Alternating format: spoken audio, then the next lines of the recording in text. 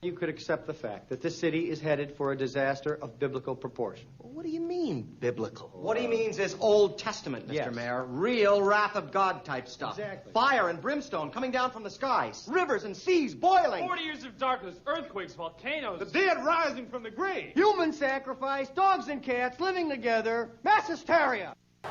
It's not the X's and the O's, it's the Jimmys and the Joes. It was a legitimate call. It made sense. It was pass interference. I don't care what anybody says. That was pass interference, offensive interference. Yeah. Get ready for 2 hours of hard-hitting football talk from two men in the know. It's Football on the Know with Jim and Joe. And you can win under pressure when it's there. You call runs when you're not supposed to. And Dak Prescott is throwing it in the dirt. You know, I'm convinced that Jameis Winston is going to have an ESPN special 30 for 30.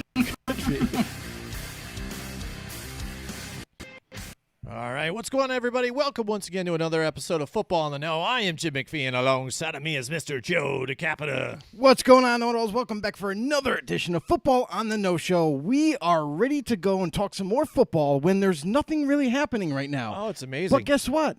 It's okay, because we are doing our division-by-division breakdown for the past several weeks.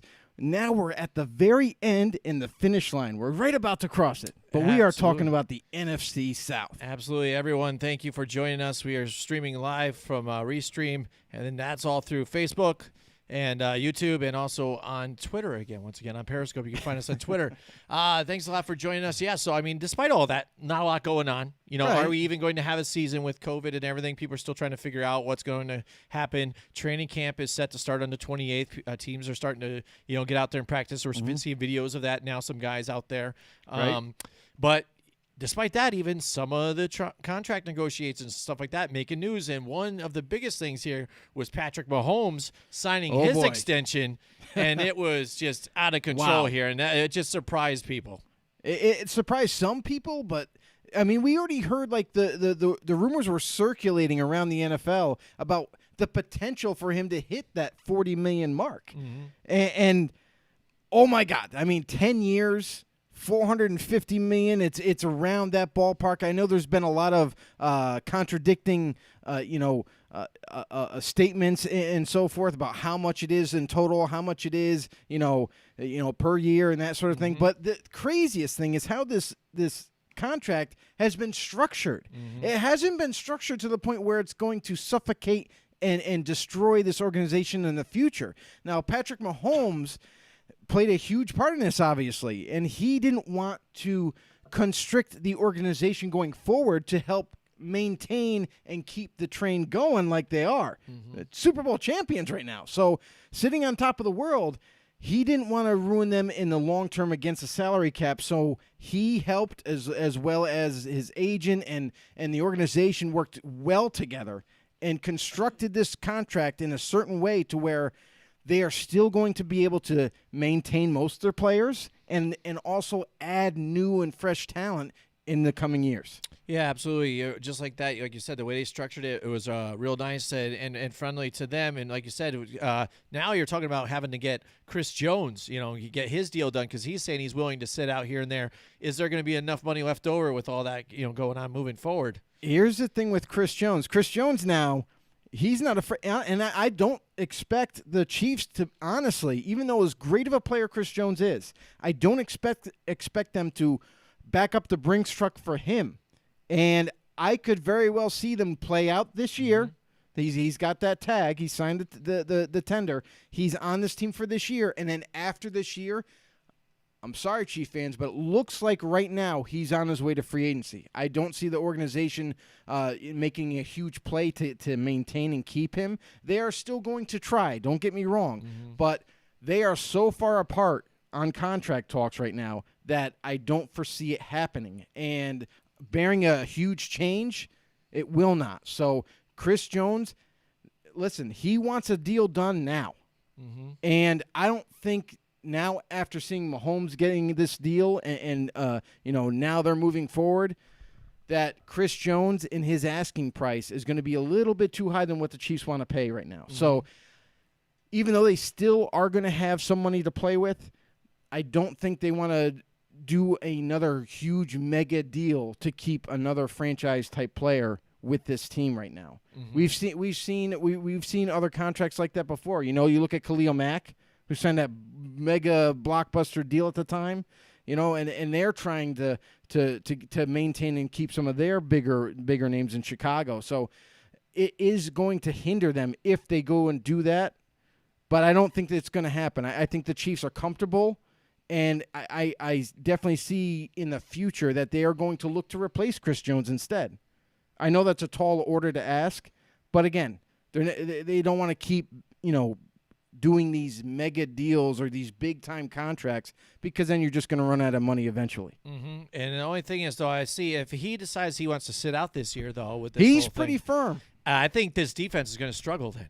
Oh, know what I'm absolutely. saying? So then if everybody's talking about this division could be afraid now because, Mahomes is signed now for 10 years straight here. Mm-hmm. A lot of those guys are shaking their boots, but that defense I don't think is really still that good. So, yes, the offense will still be able to put up the points on your team and stuff like that, but the defense that they have has holes in it, and you can score on them. So if you have a great defense on your own that can help limit to what Patrick Mahomes is doing there too, then you have an opportunity to win and stuff like that. So, then you got to look at that as a whole here, too. Yeah. So, and that's one aspect people got to take a look at when you're still looking at this contract. That's the thing, too, is when you look at their defense, there hasn't been too many major changes with this defense.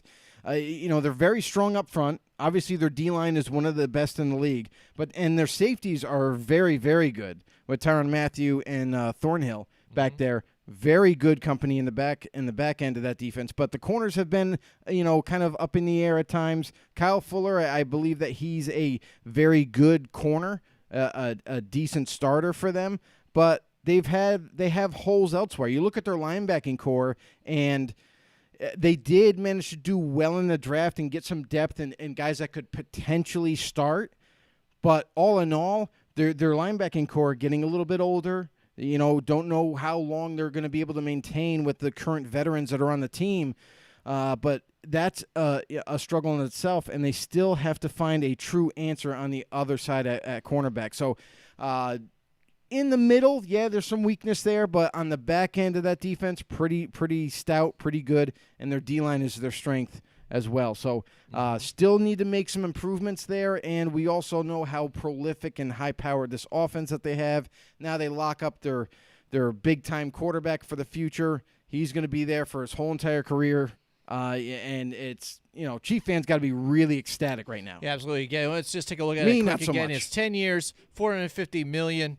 And with incentives, he can make up to $503, and it averages per year about $45 million. But although with the contract, he is only going to be making like $850,000 this year. Then roughly is about base salary, $2 million a year base salary again with like $38 million or so in bonus money. So that's what that's about there.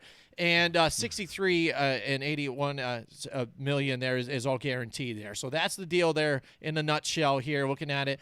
Still a big money deal. Still looks really good for the team as well. And then the questions that I always have to follow here too now is what happens with the Dallas Cowboys again, because Dak Prescott looking for $45 million too, and then it's a big slap in the face. And there it is now. So they're going to have to try and get close to that, or what's the deal? And that's the big thing is Jerry Jones and Stephen Jones. They're right there in the organization trying to work this deal with Dak Prescott. They should have raced to get this done. They should have not tinkered with it so much and try to say, "Oh, we're gonna squeeze you a little bit. We need you to come down from that number," because now Patrick Mahomes has just opened a whole new can of whoop ass on contracts. He really has. I mean, so now Dak Prescott saying, "Hey, I wanted 35 around that area." Now Dak Prescott might change his tune and be like, "Hey, I want to be the highest paid quarterback." And now Patrick Mahomes just got on average $45 million a year. I want to be paid somewhat close to that or even more. And that's going to be the biggest tug-of-war battle for the Cowboys, for Dak Prescott. But you know what? The Cowboys could be like, "Hey, you didn't win us a Super Bowl yet." You know what I mean? Patrick Mahomes, that could be their argument. Mahomes won it in 2 years, in really. 2 years. I mean, that's insane. 2 years of starting for this team. He's won a Super Bowl already. How many quarterbacks can say that?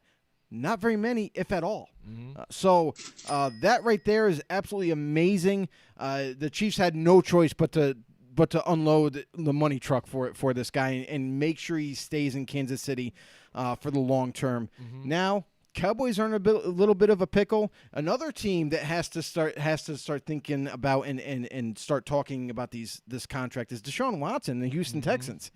His contract is going to be coming up soon, and what is his value? What is his asking price now? Now that we see Patrick Mahomes have close to $45 million on average per year with that contract, does Deshaun Watson want to eclipse that now? Does he think that obviously as a competitor, you're always going to think you're the best in the league no matter what. You have that confidence, you believe in yourself. So Dak Prescott's going to be fighting to be the highest paid. Deshaun Watson, I can only assume, is going to want to be the highest paid overall because that's what this is all about, right? Whether it's right or wrong is a different thing. And, again, they're going to try and bounce back with it. And let's face it. Quarterback is the most important position on the football field. It really is. If you don't have a quarterback, you're not winning most of the time.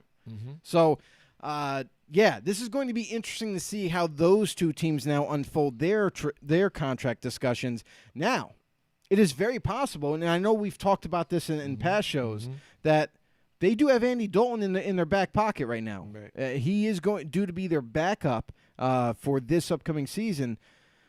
They are locked into what is about $31 million, I believe that tender is for Dak Prescott. I think like it's 31 and a half or something like that. Yep. So he'll be there for this year, but do the Cowboys start tinkering with the idea of like, hey, instead of us breaking the bank for Dak Prescott, if we notice in camp, if we notice in preseason games, if they play them, if we notice maybe in the season if Dak gets injured and Andy goes in, and all of a sudden we start to notice that this offense runs a little bit better with Andy Dalton in there, maybe they start to think, why don't we sign Andy Dalton to a longer-term deal and move on from Dak Prescott? So that's a conversation all in itself. Until we cross that road, it's something interesting to talk about. Yeah, absolutely. I mean, because, again, if you look at it, you can say that they found something in the fourth round quick for him and up being, lightning in a bottle. And enough, too, that made a great transition from Tony Romo, being banged up, finally can't come out. Right. You got Dak Prescott to jump in there and fill in for him. That worked out phenomenal. Yeah, to be your next. But then now, again, like you said, it hasn't been that they get a quick Super Bowl or so in the next couple of seasons, and now he's going to get that money. Yeah, it's been like playoffs, just short, and now it's payday. It's really impossible. That's where I think they're kind of struggling with themselves. But again, I think some teams, or GMs, and I don't know about you, that if you say, I found my starting quarterback in the fourth round, and I had him on his rookie deal, now I got to pay him, and you got to pay him then still, right? I mean, you would have still liked to catch a Super Bowl, like, say Russell Wilson on his rookie deal or so, then finally pay him. But now that's where they're stuck in the road there. Okay, yeah. What do you got, Joe? We got somebody in the house. Oh, my God. It's my boy, Raider Bear. Joseph Oscar Bordelon. I don't know if that's how I pronounce your name, but sometimes you get my name wrong, so it's okay. But this is where I can correct it. My name is Joseph DeCapita. DeCapita. It just rolls off the tongue. We might have to type it out like in the it's okay. like the way they do in the dictionary, like this. But but Raider Bear, he is one of our greatest know-it-all time. He's amazing, and he has a great show. So if there's any Raider fans out there, I highly, highly recommend Raider Bear Live. Go ahead and check him out if you're a Raiders fan. He does a phenomenal job at covering the Raiders. He has a lot of knowledge about football, not just Raiders, but he also knows the game. So check this guy out if you're a Raiders fan. Huge fan myself. He is amazing. There you go. He's got it right. He says, 3 viewers on what the hell you guys are welcome to cross-post on Raider Bear Family. Yeah, no problem. We will sometime, and we appreciate it. Thank you to inviting us into the and welcome, family. So, Raider Bear. Oh, yeah. Welcome. So he might have shared already. So, we're talking the Mahomes contract, so it's a perfect guy to join us here. How does he feel about Patrick Mahomes signing the 10-year extension. I know a lot of people have said, the AFC West is, now, on their knees, crying right now because he's still in the division here and there. But again, like I brought up the fact that if they can't re-sign, get a deal done with Chris Jones again, and if this defense, can't live up to par along with this offense, they have holes. And if you get a more balanced team, that can beat them, So I mean, with the way some of these teams are building up, I think they can still compete with the Chiefs no matter what. Definitely, but and I think actually Chris Jones is a huge loss if they can't agree on a contract with him. Then that's going to be a bigger loss than people think. Like some casual fans are going to look at this and say, "Oh, he's just a D tackle." He's a Pro Bowl D tackle. He's a guy that actually creates that pressure, makes the quarterbacks throw a little earlier than they want to or need to. So he does a lot for that defense.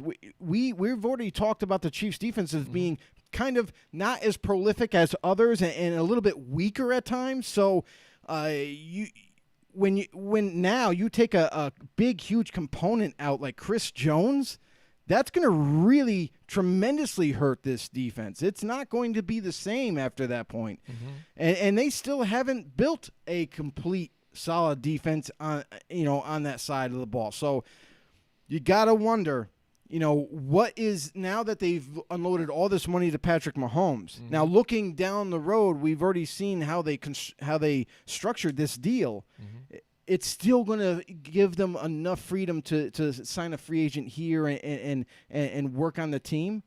But yes, it's great that they have holes on this team. They're not a complete team like some of these other playoff teams, like the Saints.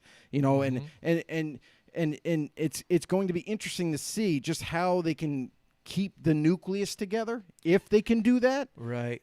And then going forward, how they fill these holes in if they lose them. Right, because even if you look at all those playoff games, they looked stagnant at times, and they were getting beat in all 3 games, including the Super Bowl, and they were able to stick tight and hang tight still and be able to have a better second half and pull out those victories there. So, I mean, again, it's not like they're unstoppable. We also have the Baltimore Ravens. If you look at their roster, I mean, they're stacked too. And imagine now if you say, what happens when Lamar Jackson now comes up for his contract now? What's he going to be getting? Again, because he's going to be like, I run a lot. I'm this guy, blah, blah. He's a dual threat. So, I mean, wait till the Brinks truck's back up for that one.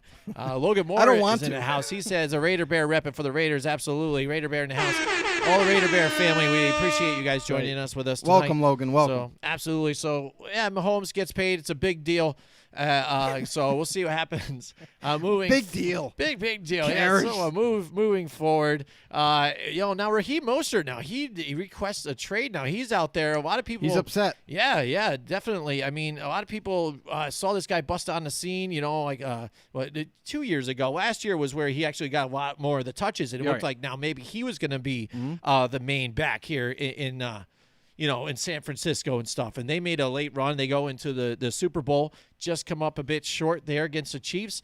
But now he's been having talks and everything, and they've gone basically nowhere, they said, to try and get something because he was getting paid on a special teams type of contract, and he's feeling he's getting now more of a workload of the running backs because you've seen him bounce from team to team, and that's where he's kind of made it on these rosters. I'm a special teams guy. I can bounce from here and there and get on there. But then with this San Francisco 49ers roster, he has made it in the depth chart up further with the running backs, and now he's saying, listen, I have got what it takes. I should be getting paid for it now. Yeah, well, Raheem Mostert is actually an underrated talent that not a lot of people know about. I mean, this guy, he could start for any given team. He really could. He's that talented. And it's funny because when the Niners needed some yardage on the ground, when they really, really needed it to happen, they were handing the rock off to Mostert, and he was breaking tackles, making people miss, getting that extra yard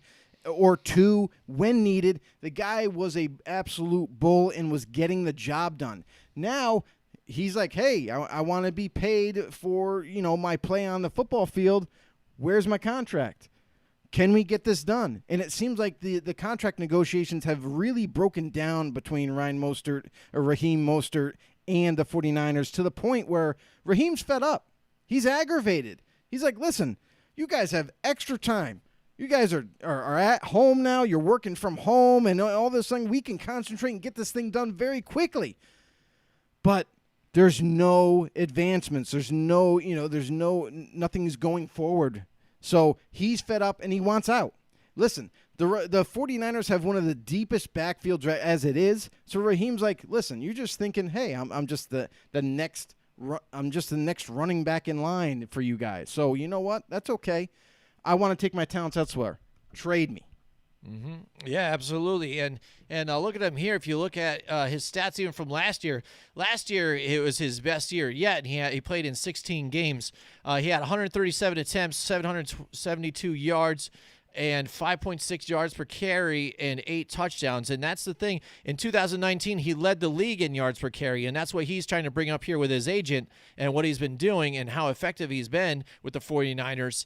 And they are a run-first team. So, again, he can also claim that, he's a big part of that as part of that three-headed monster that they had going on in San Francisco.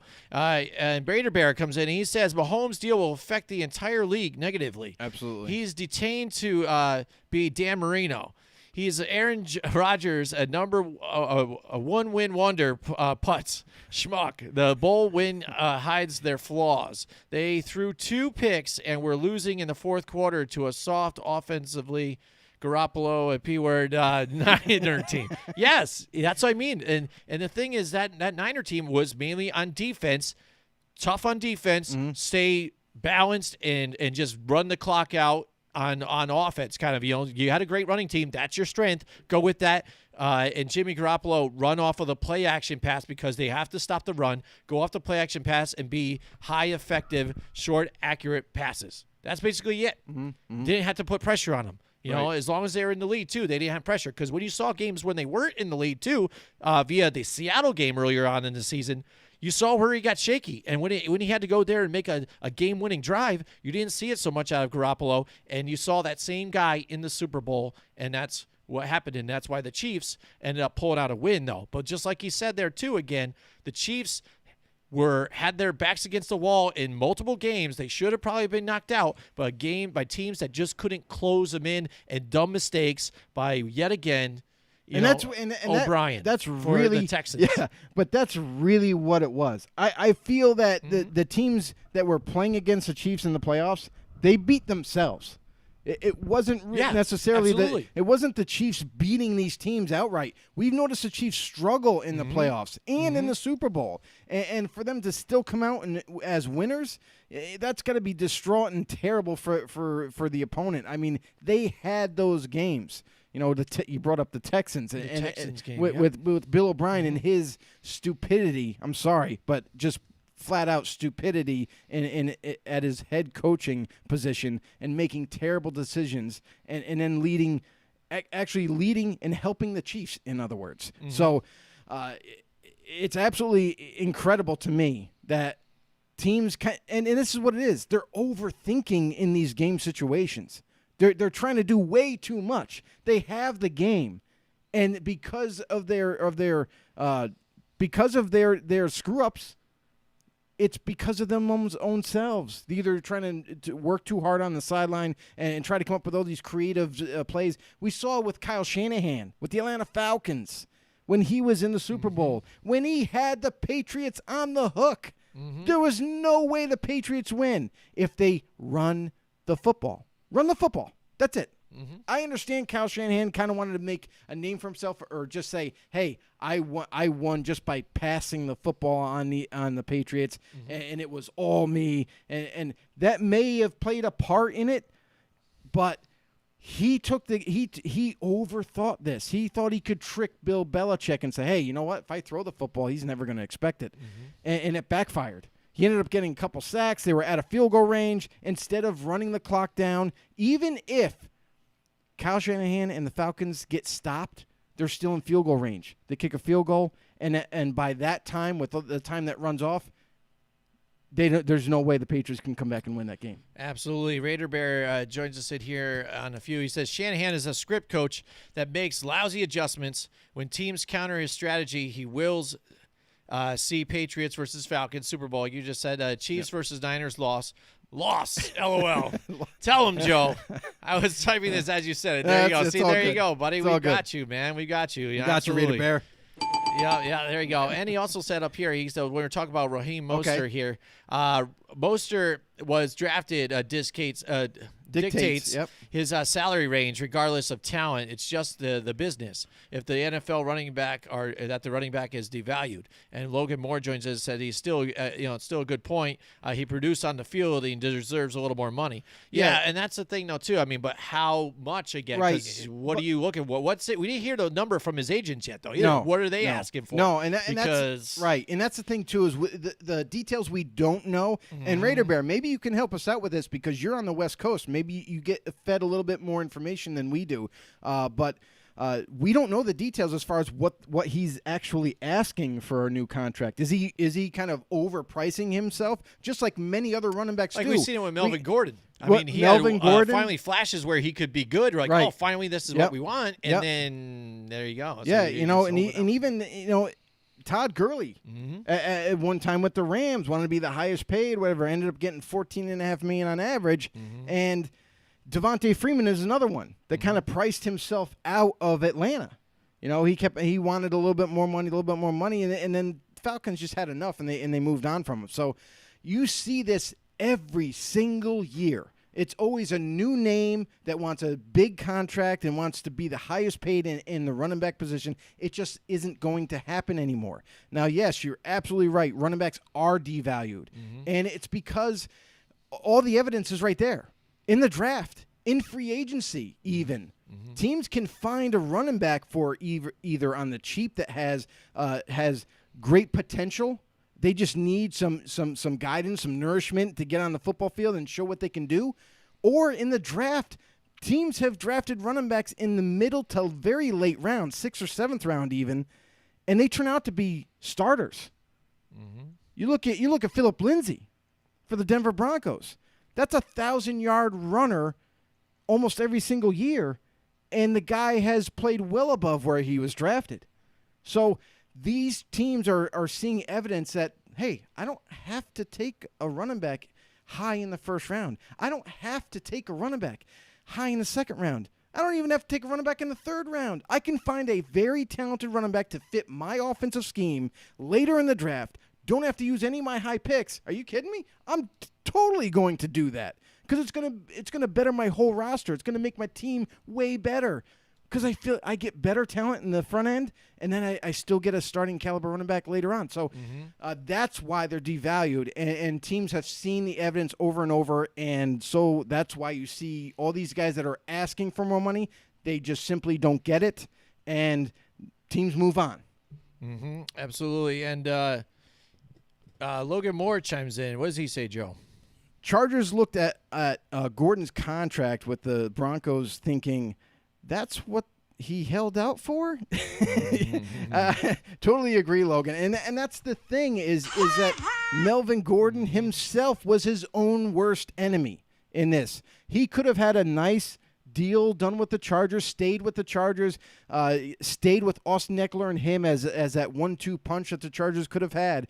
But Melvin Gordon believed he was worth way more. And because of that belief, it didn't pan out. We saw how long he lasted in free agency, too. There were teams interested, but they weren't lined up out the door for this guy. They were thinking the same thing. Like, why would I pay your demands? Why would I come close to that? I have guys that have talent that just haven't gotten on the field yet. Maybe they could be our next starter. Why would I unload money and just sign you? And that's the other thing, too, is the Broncos signed Melvin Gordon, which was surprising to me. Because you were just talking about and Phillip Lindsay is already their 1,000+ yard runner every year. So and he catches out of the backfield. He's a dual threat type of running back. So why on earth would you get another dual threat running back? So now, now we got a 1-2 punch. You got a 1-2 punch of the same player. Same thing, yeah. I just don't get it. You have Royce Freeman, who's been there, who yes, in rookie year hurt, gone, and now you just signed a guy who mimics the same player that you have been starting. So Broncos, John Elway, I said it once and I'm going to say it again. John Elway, you suck and you need to be fired because you make all the wrong decisions. You still haven't found a franchise quarterback, and you're an ex-quarterback, right? You're a Hall of Fame, I guess, type quarterback. You're not getting the job done. There's still no complete quarterback. Like, you can say, oh, I found Drew Lock, but I'm not buying Drew Lock right now. I don't think he's the answer just yet for the Denver Broncos, and I can't believe Elway is still at the GM position. All right, and Raider Bears in there. I guess he has 2015. Mostert was passed over undrafted, and he's played for multiple teams. He's a Hyundai running back, asking for a Mercedes Monday. Yeah, absolutely. Yeah, there you go. That's the thing, right? Yeah.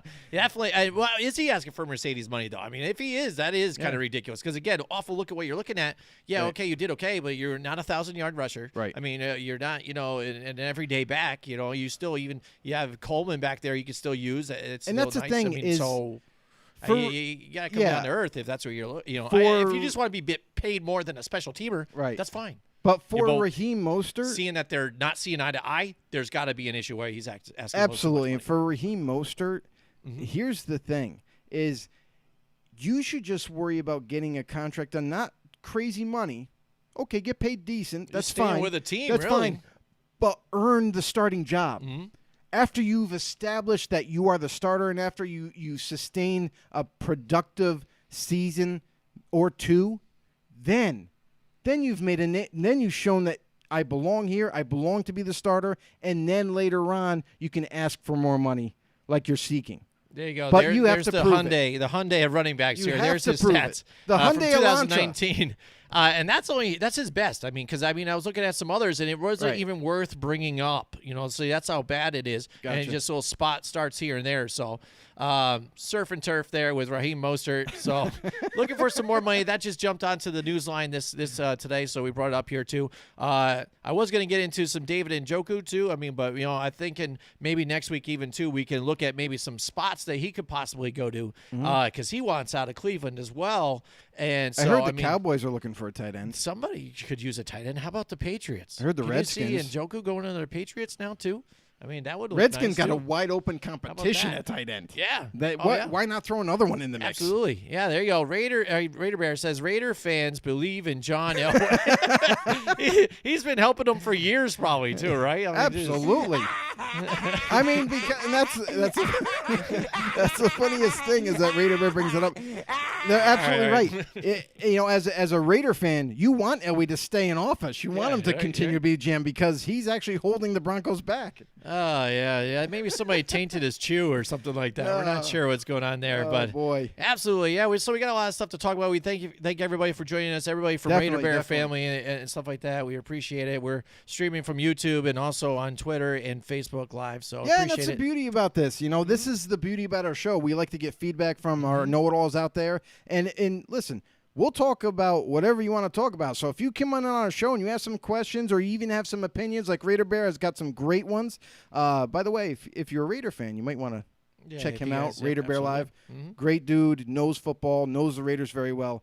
He is awesome. There you go. But if you haven't done so already, why don't you help us out? Go ahead, swing over to YouTube. Maybe hit the subscribe button. Search our show up on Football on the No Show. Hit subscribe button. Hit the notification bell for all the latest and greatest updated content. We're also on Twitter at FB_no. You can also check us out there. And as you know, if you're already on Facebook, we're here on the group. There you go. So now it's time for In the Know Fact of the Day. All right, Joe, here we go. What do we got? We got something a little interesting here. We go. January 14th in 1961, offensive end Willard Duvel. Is that what it is? Duvel played out his option with the Chicago Bears and then joined the Houston Oilers. Ooh. Duvel became the first NFL player to defect to the AFL. How about that? So that was the first time somebody changed leagues. Now you can't even have that now because I don't think there are any more leagues at all extra that can compete with the NFL. The XFL looked really great last year, Game, but set, then match. the virus hit and everything, and then now it just killed them instantly. So I mean, it's just sad for the XFL because things were looking nice there. Not that they'd ever be able to compete with the NFL and stuff, but Would you guys give that a definitely. shout out to Logan Moore? Shout out Appreciate to Logan that, Moore. buddy. He's going to hit the subscribe button there too. Appreciate that. Thank you very much. I'm going to give him the DJ horn then too. There he is. Another know-it-all There we go. in the family. We appreciate it. All right, so the past month and a half or so, we've been doing looking at the league's biggest questions here for every division. We've been locking it down, seeing what's the biggest question after the draft now that faces this team, and having a big conversation about it. So we've gone through all of them, all the divisions. We're finally now landing on the last one. We're finally on the last one. Yeah, definitely here. So it is our NFC South's biggest questions. That's right. Here we go. Just before we get into that, though, we're going to get the Raider Bears in here. Raider He says, Bear again. Isn't what's happening to the Browns so Browns? They bring in a ton of talent, and they turn into a reality show. Vote Baker Mayfield off off the island, right? I mean, and well, it's kind of funny. I mean, because everybody even wants to kind of poke at Baker Mayfield, and it's too easy, right? Right. They did have a struggle on offensive line. They are doing better now. I think they fixed it a little bit here. Definitely. He has had the talent, and that's what Yep. everybody looks at. You got all this talent, and you can't get it out to him and stuff, and then you're throwing the interceptions. I understand that completely too. But like he said, also, when you get all that talent out there, it seems like a big reality show. I mean, we saw what happened when the Eagles, they grabbed, Vince Young, and I think, there was a bunch of guys out there on that team. Nnamdi Asomugha, Yep. You guys know Didn't Nnamdi. fit- He didn't went fit the didn't defense. fit the defense at No, all, but not you at grabbed him. They grabbed like all-stars, and we were like, well, we're the best. We got all these guys on here. They were terrible. And it was a dumpster fire. Right. So are they going to have that issue here, too? Who knows? And what was told with David Njoku now that he wants out? Well, completely? very simple. We signed Austin Hooper. Mm-hmm. So because we made a move to get another I'm not your number one, so another bye, I'm high gone. caliber starting tight end, Yeah. you're not going to sit the guy. He had a phenomenal year last year with Atlanta. So the writing's on the wall. David Njoku's like, okay, fine. Can I get the check, please? So I can get out of here. I know when I'm not wanted. So let me be able to go search for a trade, so then I can find a team that wants a tight end, and I'll go play there. Now, here's the other thing too: is when you look at this, I know Njoku's kind of reacting off of emotions right now, but you got to think about this as a business as well. The Cleveland Browns are looking at it as, okay, Njoku, we drafted you in the first round. We were thinking that you were going to be the big, deep threat at the tight end position for us. But guess what? Yeah, kind of struggled to stay on the football field. You've been injured almost every single season since we've drafted you. So because of that, we're bringing in a guy who can also start for us and who stays healthy. Mm-hmm. Just saying, that's their mentality. So you can easily listen. Njoku, what I would say to you is I would show them on the practice field, show them in preseason, show them in the season that you're the real deal. But you got to stay healthy. That's the biggest thing. So you could really prove your own point, and maybe that is part of the whole signing of Austin Hooper, is to light a fire under him. Maybe he's not going to be like, oh, well, my hip hurts. I don't think I can go. Yeah, I know, but I mean, if you look at this offense, though, too, you would think that they would pencil him in here as with two tight end sets. It could be, so but he's right there because what else do they have in depth behind there? I mean, they drafted a tight end, and who else? I mean, is behind him what? Farrell Brown is the next tight end behind him. Right. I mean, that's not even if you're looking at talent. There's no one close to David Njoku. He just has to stay healthy, and that's the biggest thing. I feel like he just wants to be the number one guy no matter where it is. Yep. And he feels threatened, and he should. Austin Hooper, he's a legitimate tight end. He can block, he can go out for passes. He's a really good weapon now for the Cleveland Browns. And You look at, like it was pointed out with Raider Bears, is all the other weapons in Cleveland. So there's no excuse that you have lack of weapons. Now the biggest thing for the Browns is to keep building that offensive line. We saw them draft Jedrick Wills, yep. who I think is one of the best tackles coming out. I really do believe in this kid. I think he's going to make a big difference for them. And allow Baker Mayfield to have a little bit more time. I mean, that's kind of been Jack Conklin too was big for them. Right, too, it's huge. So having those bookend tackles is going to pay huge dividends for the Browns, and allow Baker Mayfield to not feel as rushed. So if that happens, I feel that Baker Mayfield will have an uptick in his performance on the football field. And we've already seen that they have a decent defense. Now it's all about putting it all together. Yep, and Raider Bear is in here. He says, Njoku doesn't have any clout to be saying anything. Who? These Browns are all snobs. He's a Kardashian football player trying to play famous and hasn't done a thing. I hear you. I mean, right, exactly. Because again, we've been looking. He's one of those guys that could be something. We've been waiting, and then it never came to us. Like, or you see the sparks of it, but nothing like he probably feels that he should be. You know what I'm saying? Yeah. Well, stay healthy. Yeah, that's all I'm going to tell you, Dave. It's almost like me with, like, say, if you want to look at it a comparison, like, say Evan Ingram comes up for because I'm a Giants fan, comes up for a contract, negotiate. He wants to try and get paid now. Right. And I'd be like, yeah, I mean, you look at it at times, right? But you got to be on the field. So I mean, I wouldn't give you anything, really. Right. You know what I'm saying? I'm already looking forward. Whatever. I'll do that instead because again, you haven't shown me enough. Here's the deal. On there. Sign it, or if you don't want it, we'll move on from you. It's fine. Yeah, absolutely. So, all right, so we're talking our NFC South's biggest questions here. So, first off, we're going to start off with the TB12s. There you go. The Tampa Bay TB12s. The Tampa Bay Buccaneers. Now, our biggest question here for the Tampa Bay Buccaneers now is Tampa the best team in the division now? That's a loaded question. We know you guys are excited about that one. So are they the best team in that division? Who knows? I mean, let's look at it.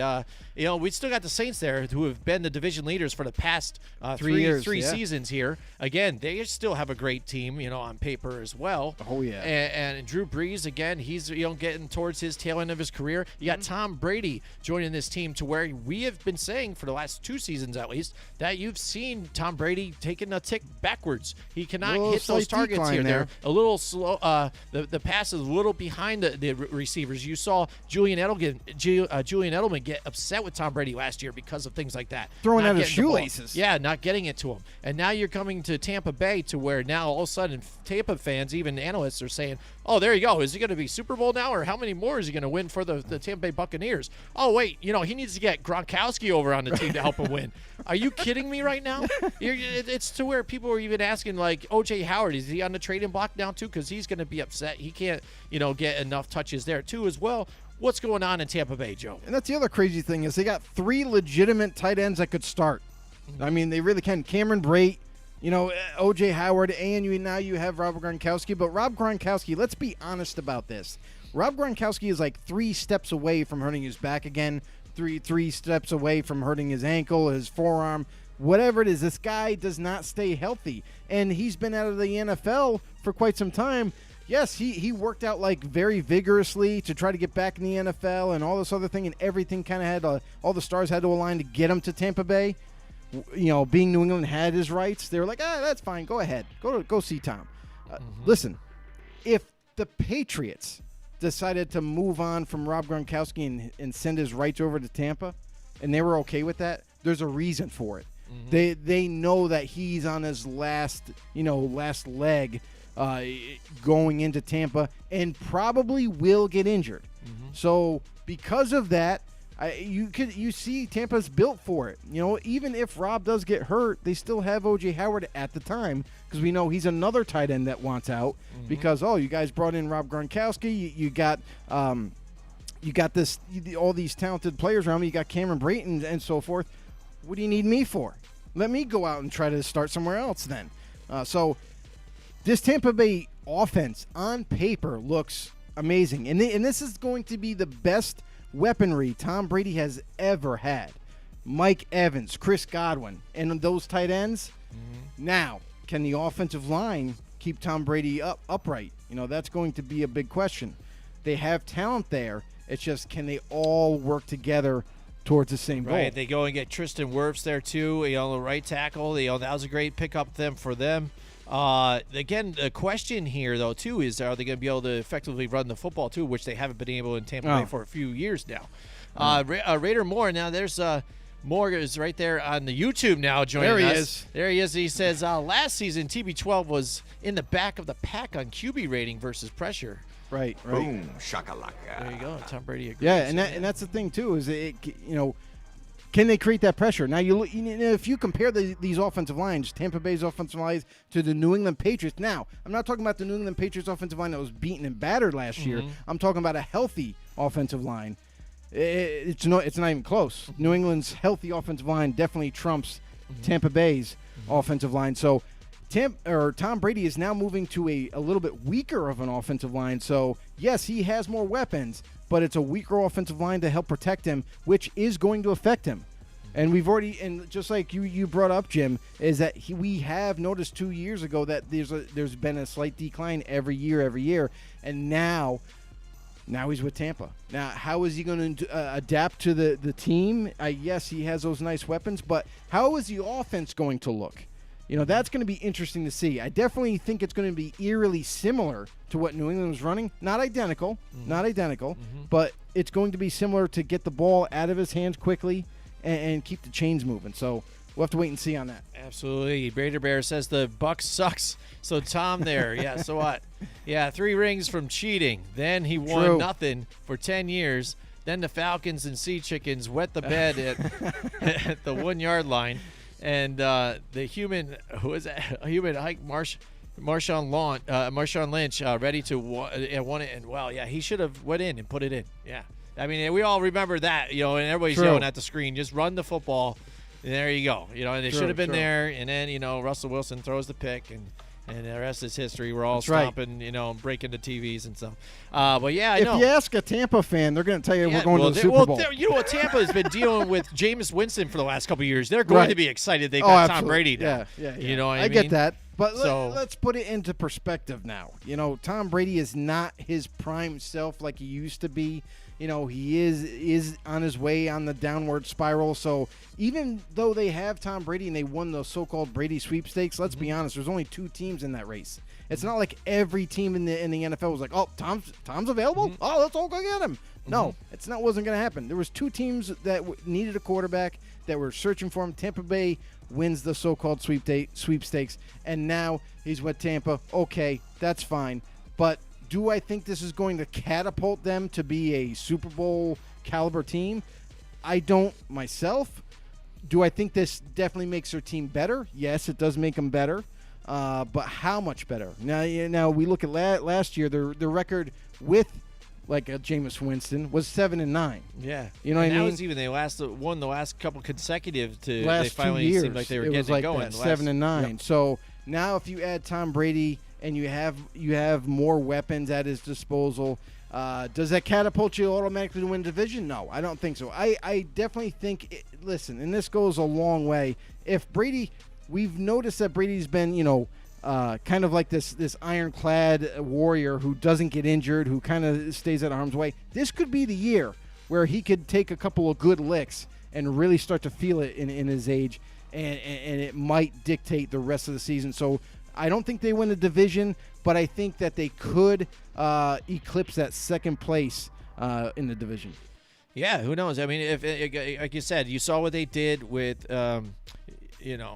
So I mean, they got to get better. You would think. So I mean, after Jameis Winston, it's got to be a little better here. You would hope. But again, the big question for them though too is on defense. We've seen that's where their issues have been. Vita V can't stay healthy to save his ass here, and well, he is now. He's had plenty of time to apparently reevaluate life. He just hurt himself in the offseason again somehow.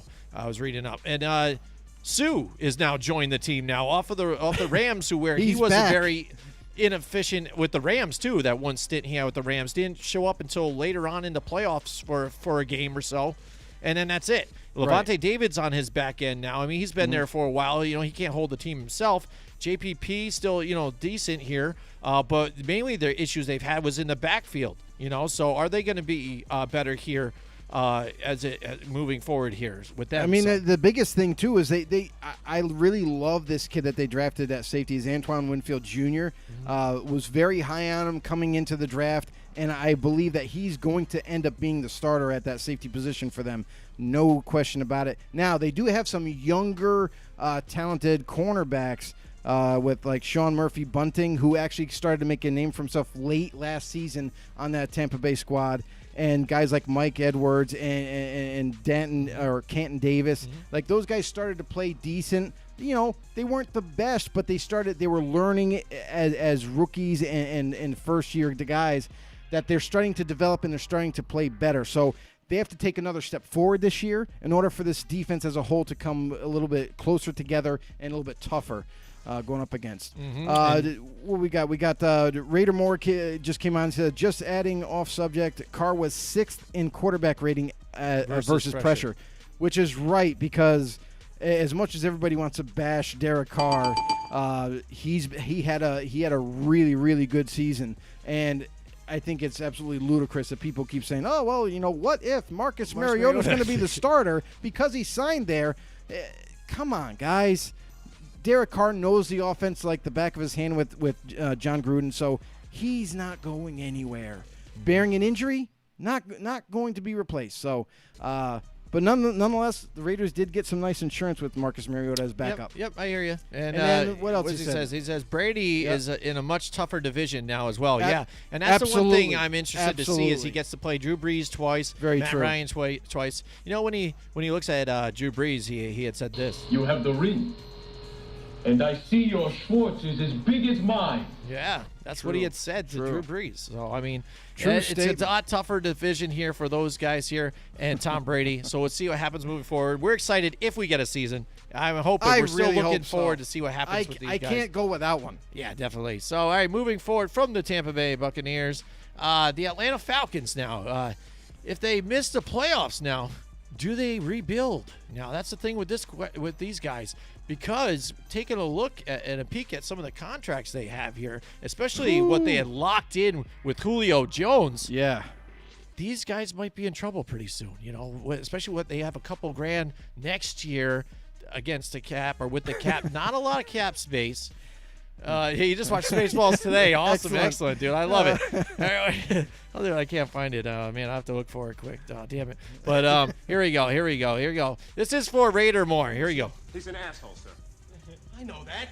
What's his name? That is his name, sir. Asshole. Major asshole. And his cousin? He's an asshole, too, sir. Gunner's mate, first class, Philip Asshole. How many assholes we got on this ship anyhow? Yo! I knew it. I'm surrounded by assholes. There we go. Yeah, you're surrounded by these two assholes right here. So we appreciate you guys joining us tonight. And here's a crazy thing. Now that you brought that up, so the cap situation for there are two franchise players in Matt Ryan and Julio Jones. This year, their cap number, you got Matt Ryan at $18.9 million, and you got Julio Jones at $20.4 million. So this year, it's absolutely crazy. And just so everybody knows, these guys aren't going anywhere soon because they're locked up for the long haul, even at their ages. You know, it looks like right now that Matt Ryan is on the hook until he's like 38 years old. Yeah. I mean, you want 38-year-old Julio Jones right now? That's really, ambitious right there. You know what I mean? And for a guy that kind of gets picked on here and there throughout the league, can't win the big one. You know, he struggles sometimes in big games.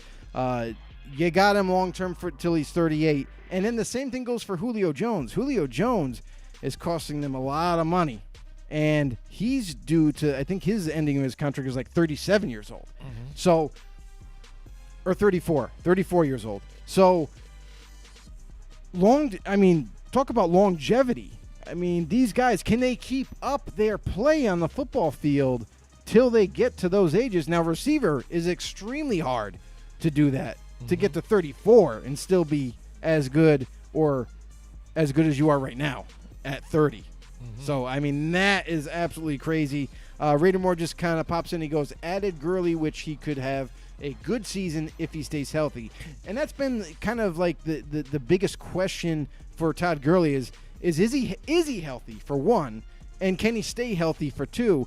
The Atlanta Falcons organization, when they went and they went out and they received him, they got him into the Atlanta Falcons organization, and they signed him. They were really confident, it sounds like, from everybody internally. They were like all in. He's 100% healthy. He can run. He can make cuts. He's absolutely fine. And they have no question about him being their starter for the whole season. So we will wait and see, because everybody says words all the time, and nothing bad is going to happen. The sky is not falling. But we will see when the season starts and when the games really count. Mm-hmm. Absolutely, and the thing is, when you look at this team here, some of the teams that they weren't able to beat last year are the contenders that you would be seeing in the playoffs. Right. Seattle Seahawks, the Rams. Even the Cardinals beat them last year, and they were taking a step back. This is when the Cardinals actually were starting to look good under Kyler Murray here and getting an offense together. And they lost to the Titans, they lost to the Texans, they lost to the Colts. These are all teams that were in the playoffs. You know what I mean? So if you're saying now, like you said, also this division's tight. So look at maybe the Carolina Panthers under Teddy Bridgewater is going to be better this year. Tom Brady's now in Tampa. Again, like you said, you're losing Freeman and some other guys here, but then now you've got Todd Gurley, who has been injury prone. Are you going to be able to get back into the playoffs? And if you do, how far are you really going to get? So then that leaves you a question again with Dan Quinn, where the question mark has been for this team is defense. The defense has been struggling. Yes, and again, there's been injuries here and there and stuff, but they have been poor on defense, and they have been able to not even hold on to some of their key players that they have. They've been trading them away. So if you're the defensive-minded coach and yet you're your head coach and you can't get that right, then maybe it's time, and it's time to move on here from Dan Quinn. So in that case, with these contracts too that are involved here that they have with Matt Ryan and Julio Jones, maybe they do have to start rebuilding.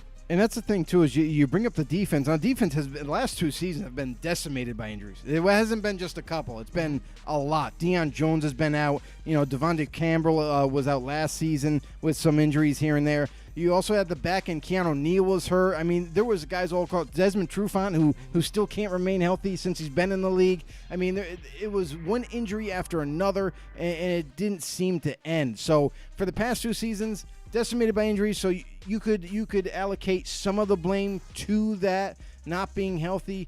But all in all, I mean, Dan Quinn has been a defensive-minded guy and was brought in as the head coach to, eradicate that problem, make it better, make this defense really solid or even really good. So, and since he's been there, he's added some talent here and there, but he hasn't gotten the job done. So, and you've had consecutive seasons since Kyle Shanahan left for that offense that was very prolific while he was there.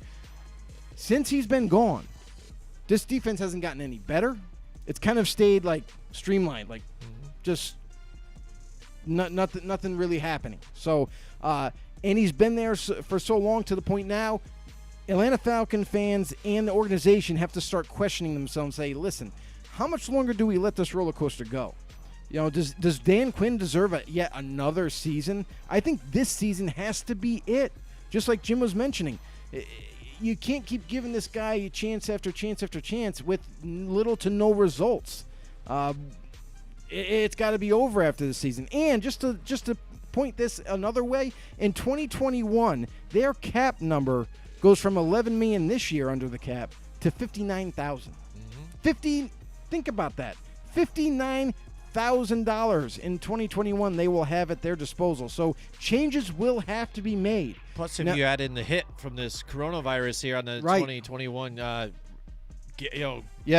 that's going to hit. So this has got to change. So you might have to just change your coaching staff, start all over again. Yes, you're still going to be locked in with Julio Jones and Matt Ryan because of the way their contracts are constructed, but you need some change. You need to spice things up. You might need to go a different route here, Atlanta, and try to recoup what you once lost in your winning days. And Raider Moore comes in here. He says injuries really hurt the Raiders in those last 6 games, losing 5 of them, knocking ourselves out of the playoffs. Yeah, there was a lot of tough games. I remember watching the season last year with the Raiders, and I was just, first of all, I love that you're running back. I mean, and he's got to be a main focal point of your offense, Josh Jacobs. And there's so many games that they're in it, and they could have pulled it out, but a lot of it was poor decisions here in the red zone, things like that, and just not getting points when you're up there and able to get points. That's it right there.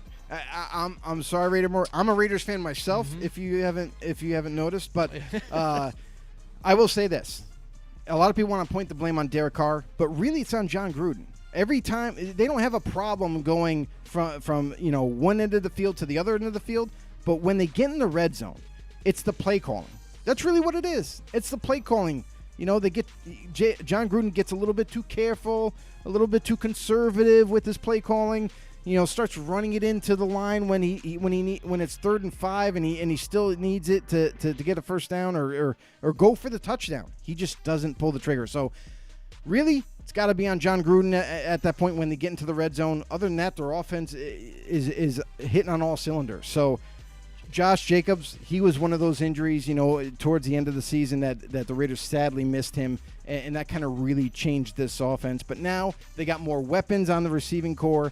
They're going to get Josh Jacobs back. It looks like with Darren Waller at the tight end position and Foster Moreau, who's actually another stud that just really doesn't get talked about at all because he's so young, this team on offense could really start to show something. However, they need a defense to match it, and that has been the struggle.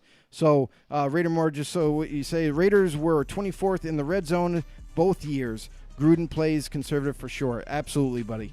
And the defense. How long is Paul Guenther going to be there for? Now, I do believe that they brought in Rod Marinelli not just to be the D-line coach, but as insurance. In case they want to move on from Guenther in midseason, they'll have Rod Marinelli kind of step right in at the D coordinator position.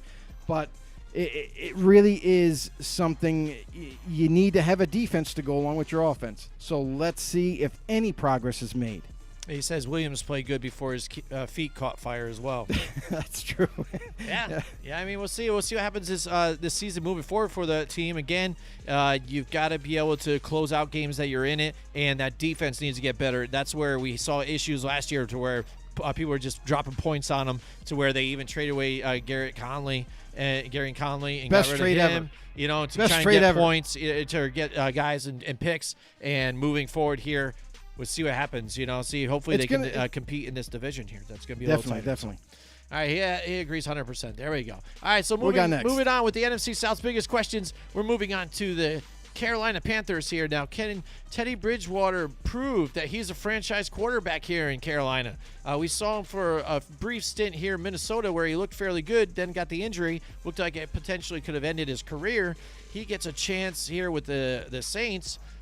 Drew Brees happens to fall to an injury, which that usually doesn't even happen. Right. So he goes down, and Bridgewater goes in and is able to keep the ship afloat and actually perform well. That's enough the to get funny him thing. a starting job. Is it a little mirage, though? Because we all know who the head coach there is in New Orleans is Sean Payton, one of the best offensive minds in the league, if not the best. I mean, you could argue Andy Reid, but my money is on Sean Payton. He is a very smart individually, offensively, and he kind of He made plays for Teddy Bridgewater to thrive off of. So you got to wonder, now Teddy Bridgewater leaves. He plays the free agency game. He ends up landing in with the Panthers with, mind you, a new regime, new coaching staff that is predicated on the college game. Matt Rule comes over from college football. His first season in the NFL as a coach, mind you, at the head coaching ranks. This is where usually the college football coaches will just fade off and die.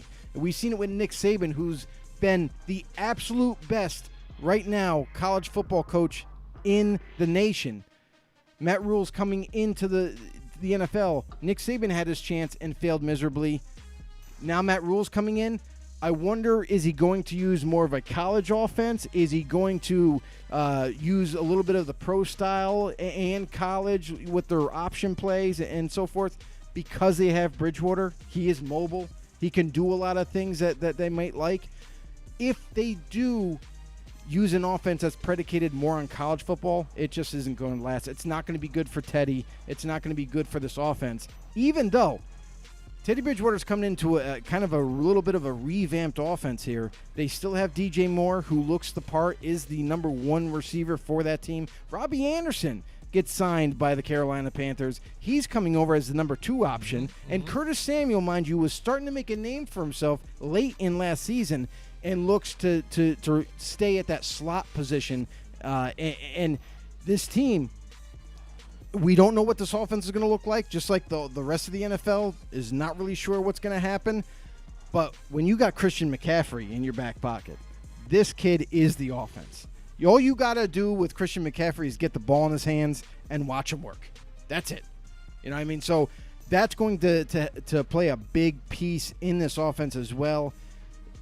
Listen, the league is scared of Christian McCaffrey, and they should be. He's very multi-dimensional, can make all the moves, can catch the ball, can do everything well.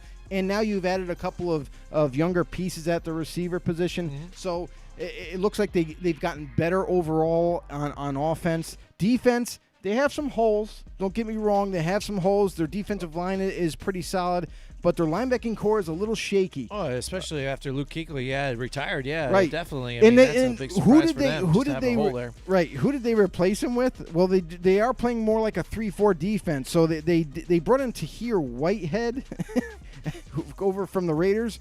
Raider Moore, you're probably familiar with them. And then the one solid and consistent player at that linebacking position is Shaq Thompson, a guy who's played really well for them. And now it looks like they're just kind of they found some duct tape in the storage closet, and now they're trying to patch up these holes with just about anybody. So you look at that, there's some weakness. You got a rookie starting at safety. You don't know how that's going to unravel. And Eli Apple. I mean, this guy's been around, right? I mean, he started with the Giants, went to New Orleans, played okay. Then he said, I want to be a Raider. Maybe I don't. And then now he ends up with the Panthers. Yeah, so couldn't get a physical, but then now he can make it. Exactly. Now he can all magically get a physical. So there's a lot to be said for this defense. Now missing out on Luke Kuechly, which is going to be a huge and tremendous loss. And James Bradbury's not there, and now they have Eli Apple there. Right. So their shutdown corner, James Bradbury, is now gone as well. So would they replace him with Eli? I mean, sorry, that sounds like it makes sense. Huge downgrade. That's all I'm saying. So yeah, they definitely have weaknesses on the defense, but on an uptick, if you're a Panthers fan, you got to stay positive about this offense. I mean, that's probably the best thing that you got going for you. I know you're pretty sad about Luke Kuechly leaving, but it happens just when you don't expect it. Yeah, absolutely. So, I mean, if you look at it, who knows how the offense is going to go for Matt Rule, but you know he's got to have Christian McCaffrey there as the main focus. He's been the focus since he's been there, especially with the last season when people were asking about Cam Newton and how successful he's been. Yeah. Norv Turner with this offense that he had going here was dink and dunk. You know, we came up with it last week, I think, with Cam's stats when he said it was roughly like 3.5 yards per air attempt here for passes. Terrible. So, I mean, that's 3.5 yards for a catch. That's basically a short run.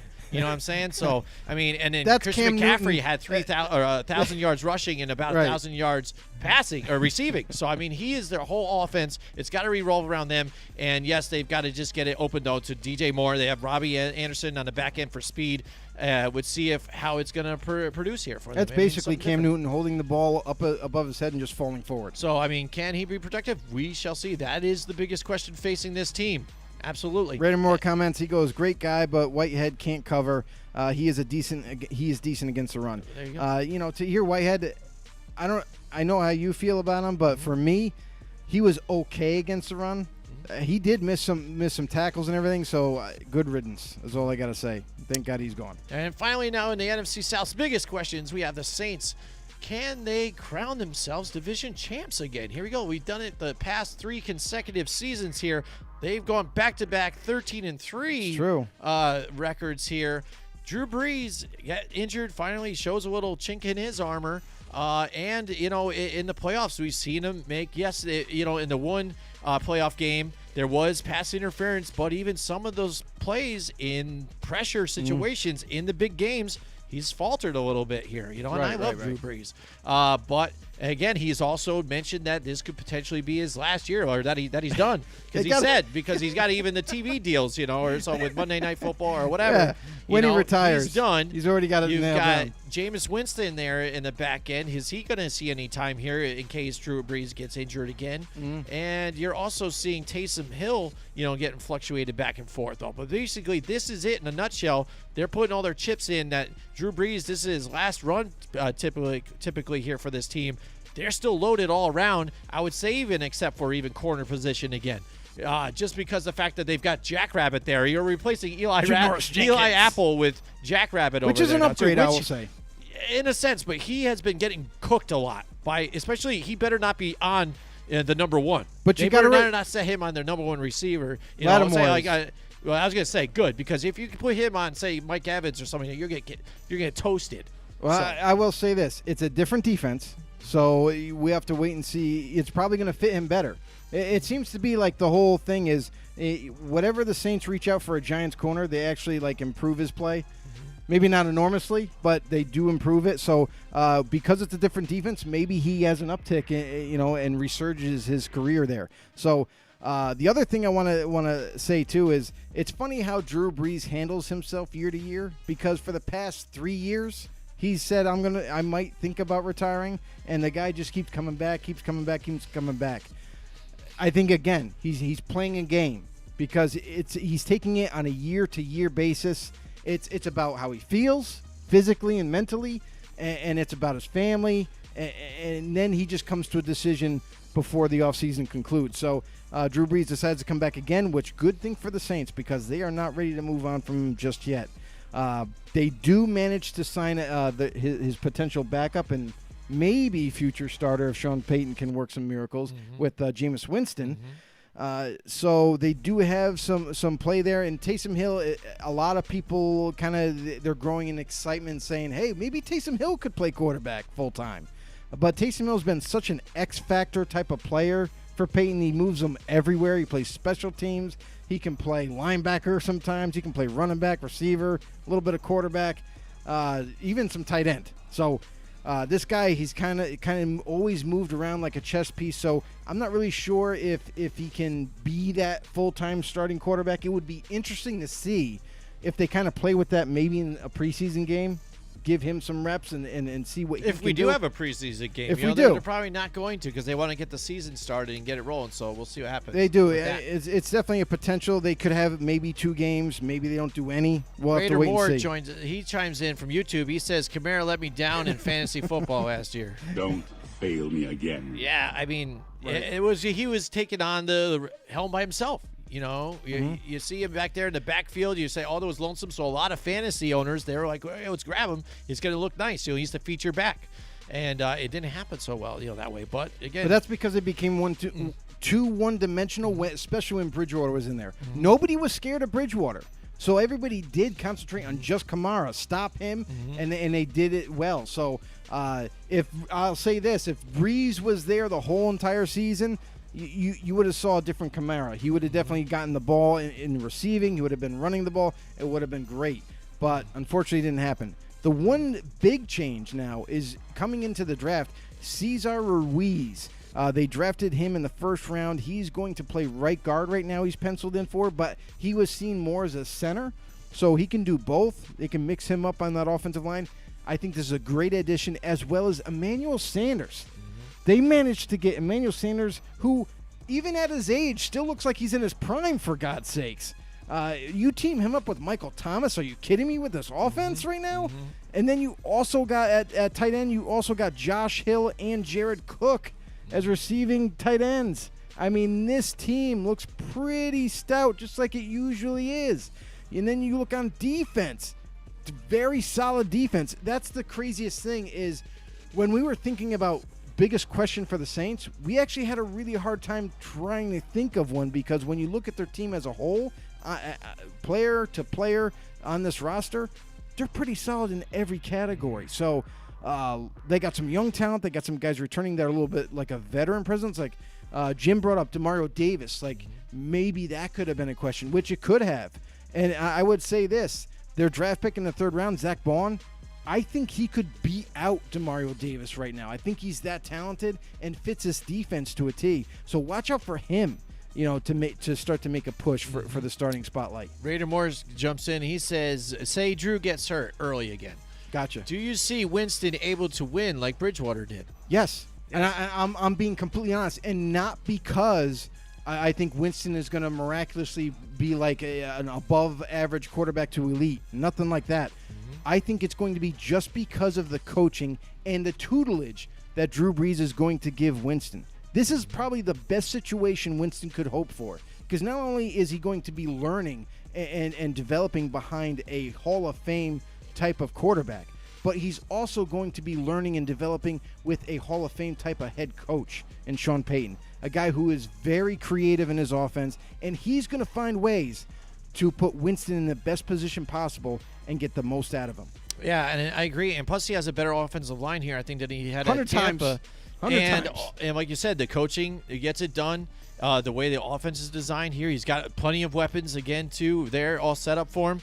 And he got his eyes fixed. So, I mean, that should help, too, right? That's got to help, right? It's got to be better, right? Funny thing is Winston kind of played a joke with us about that. He's like, hey, my eyes are fixed, so no more interceptions. Yeah, and the thing is, too, you got Alvin Kamara, too, and even Latavius Murray here when they switched it out back and forth with him, too. Yep. He has a better running game here than they had designed there in Tampa Bay as well. So it alleviates some of the stress because he was getting pressured, too, as well, and then hence at first it started off with not controlling the ball. He had a lot of fumbles and turnovers that way, but then this past season turned into the big joke 30 for 30, 30 touchdowns, 30 interceptions. ESPN special, 30 for 30 with Winston. So yeah, that led into other interceptions and bad mistakes there to make them lose games too as well. So going forward with the Saints, can they crown division? They could. But I think so. Again, I think with the this is tough. the free agency that's going on in this period this season,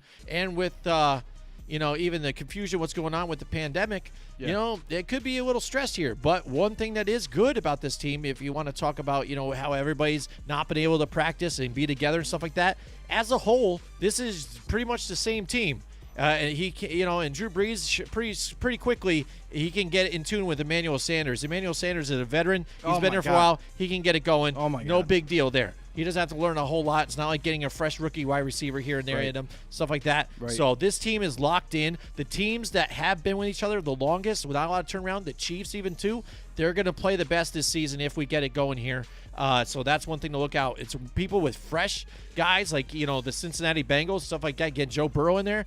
They could struggle big time there because guys haven't seen each other.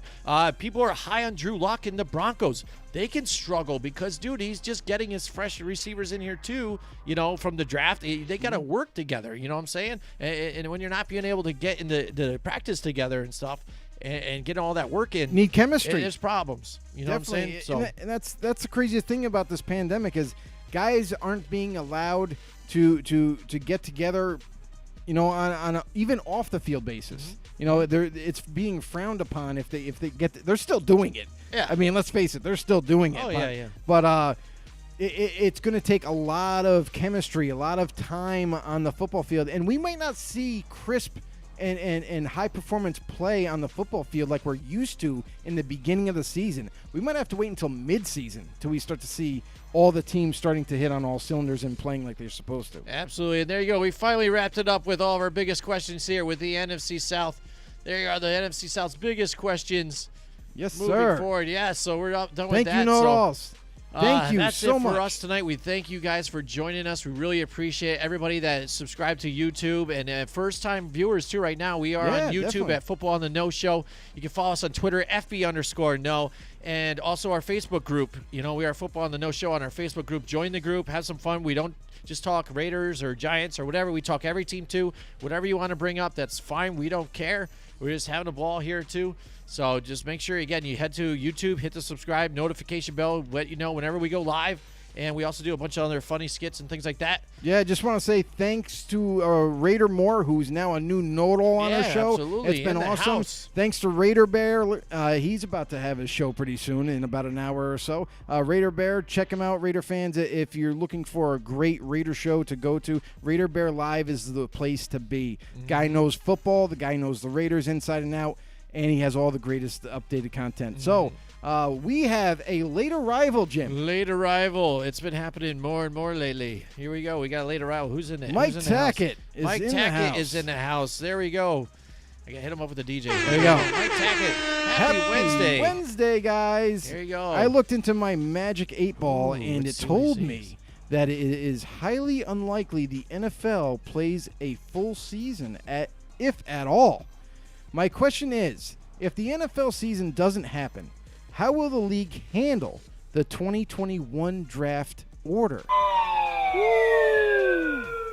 Woo! That is a phenomenal question. It I is. will say that. If And the season doesn't have, yeah. I think they should just simulate it in Madden Well, and do figure they? it out that Well, way. That's what's tough is because if they don't, all right, say you do this now. Right, say, right. there is no season.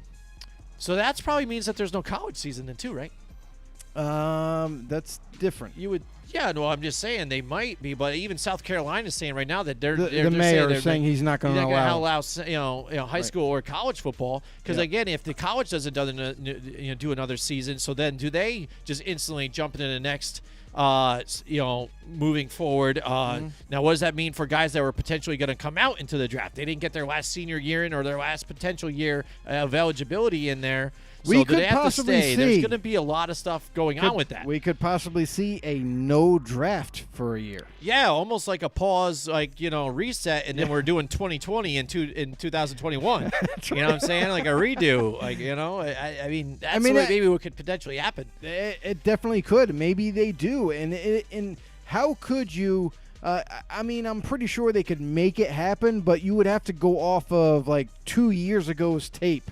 You know what I mean? Like 2 years of tape or 3 years of tape for college players. Now, listen, they did a remarkable job, and this goes to all 32 teams. They did a good job trying to scout these players. They weren't allowed to bring them in like normal. Everything was virtual video and virtual interviews and even our virtual draft that we had. So if they still wanted to go forward with the draft, they could if they really wanted to push it anyways. And then they're going to have to go off of whatever tape they have on each player. So, and I think it also would be interesting to see who comes out. You know what I mean? There's not going to be that many guys that you're not going to see. I don't think you would see as many juniors come out then. Well, that's because, you'd have to be able to. They might stay and to kind of do a prove it year type of thing before they come into the draft as seniors. It might help there, yeah. Again, like I said, year of eligibility possibly too. I mean, it would be in void with some guys. Some guys might not have a choice. Yep. I mean, it really does fall back on college football and their academics, because if these guys are going to graduate still, because we know a lot of them are they're staying at home and taking their classes still. You know what I mean? That type of thing. So they could still graduate. And if these seniors, for example, graduate, they're going to go into the draft. Like, that's their dream. They are going to go forward in the draft. So unless they have a fifth-year option or something like that to go back to school and play football, I definitely could see it. So, yeah, it possibly could happen, and it could possibly still be a virtual draft again. So we have to buckle our seatbelts and hope we have a season. Mike, I really do hope you're wrong. I hope you're not pulling my leg on this one. But nonetheless, Mike has a lot of connections. I know that. So if he foresees us might not even having a season, that's going to be very depressing to me, and I might not be able to do the show. I know. I might not be in the right state of mind. It stinks because even for this season coming up, we were possibly thinking about doing that know-it-all wide fantasy draft. Right. Yeah. Too. That's going to ruin know-it-alls. Remember that? Like we were going to bring that around, and how is that going to happen if we don't have a season? I think we still have I see people doing fantasy drafts right now. Are you out of your freaking mind right now? No, I'm still going to have mine. No, I'm just saying, like right now, I saw people like, this is my fantasy team. I'm like, dude. Oh, yeah. It's like super like early. right now? Yeah, like people are drafting right now for their fantasy. You don't know who's going to get hurt, guys. Yeah, and Mike Tackett And says girls. we ain't come here to play school Cordell Jones. There you go. Nice. I love it. Oh, man. So there you go. Let's get back to Raider Moore had said some things here, too. Okay, He says, what we got? I'm certainly happy with the Raiders 2020 draft, other than the fact that my city of Vegas lost the draft. Yeah, it kind of stinks. I think everybody was excited to see it there and things. It's okay, Raider Moore. It's going to come back to Vegas. Don't worry. Probably in a couple years.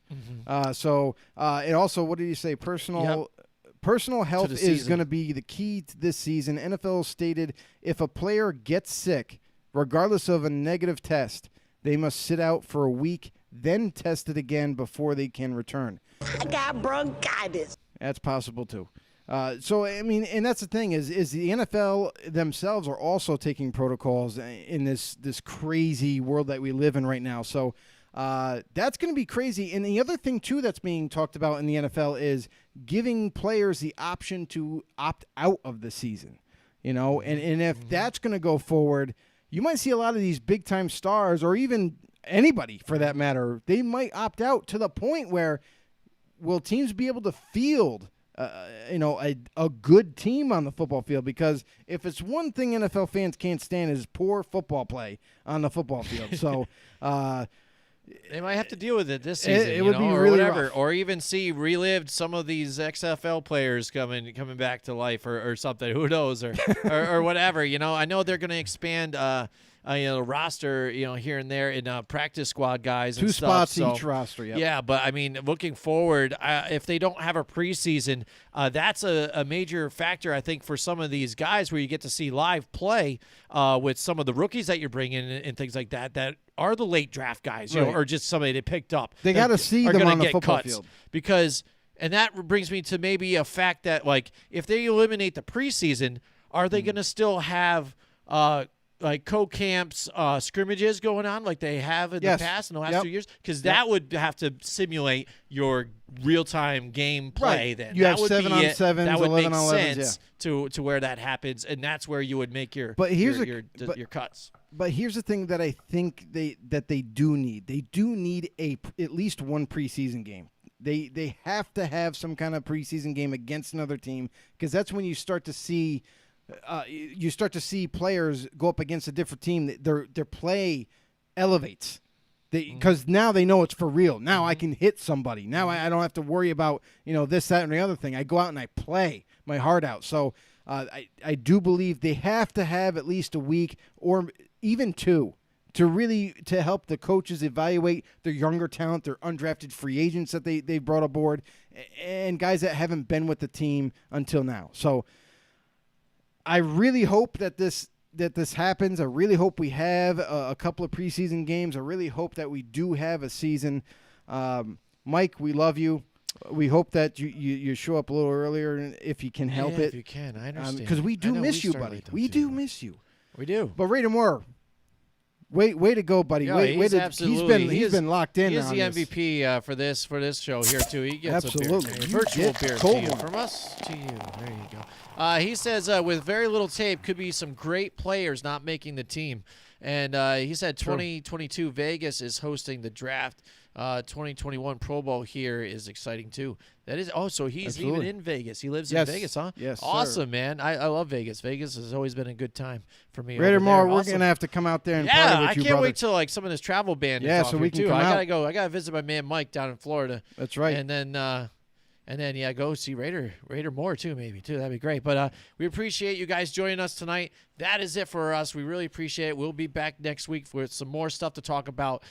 Thank you to Stephen Murray, our voice actor. I haven't thanked him enough this season. There you go. Absolutely, for being our voice actor guy. And Down Monday, our intro music that we have, they've supplied the music too as well. Thank you so much, Johnny. You're my man. All right. Thank you so much. Thanks for joining us. Have a good night. We'll see you guys next time.